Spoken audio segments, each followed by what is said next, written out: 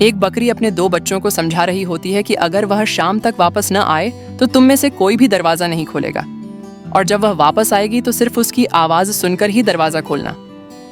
बकरी के जाते ही एक भूखा भेड़िया दरवाजे पर आ जाता है।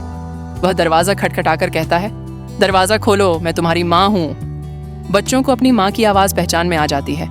वे समझ जाते हैं कि कोई शिकारी है। वे दरवाजा नहीं खोलते। भेड़िया चला जाता है। फिर एक भालू आता है। वह भी बोलता है, लेकिन बच्चे दरवाजा नहीं खोलते। फिर एक लोमड़ी आती है, लेकिन बच्चे तब भी दरवाजा नहीं खोलते। शाम का समय करीब आ रहा है। अब शेर आता है। शेर कहता है, मैं तुम्हारी माँ हूँ, दरवाजा खोलो। बच्चे कहते हैं, ये हमारी माँ की आवाज नहीं है। शेर सोचता है और कुछ देर बाद फिर आता है और बकरी माँ की आवाज में बोलता है। तो बच्चे समझते हैं कि उनकी माँ वापस आ गई है। वे दरवाजा खोल देते हैं। जैसे ही दरवाजा खुलता है, शेर घर में घुस जाता है और बच्चों को खा जाता है। जब माँ बकरी घर लौटती है तो देखकर डर जाती है कि उसके बच्चे वहां नहीं हैं। वह समझ जाती है कि बच्चों को कोई शिकारी ले गया है। वह लोहार के पास जाती है और कहती है, मुझे लोहे के सींग बना दो। लोहार उसके दूध के बदले उसे लोहे के सींग बना देता है। बकरी सबसे पहले भेड़िए के पास जाती है और पूछती है, क्या तुमने मेरे बच्चों को खाया है?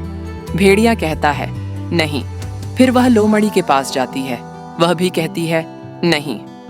इतने में शेर को पता चल जाता है कि बकरी ने लोहे के सींग लगवा लिए हैं और अब वह उसे मार देगी। शेर सुनार के पास जाता है और कहता है, मुझे सोने के सींग बना दो। बदले में वह उसे बकरी का ताज़ा मांस लाकर देगा। सुनार उसे सोने के सींग बना देता है। जब शेर वापस आ रहा होता है तो रास्ते में बकरी उसे मिल जाती है।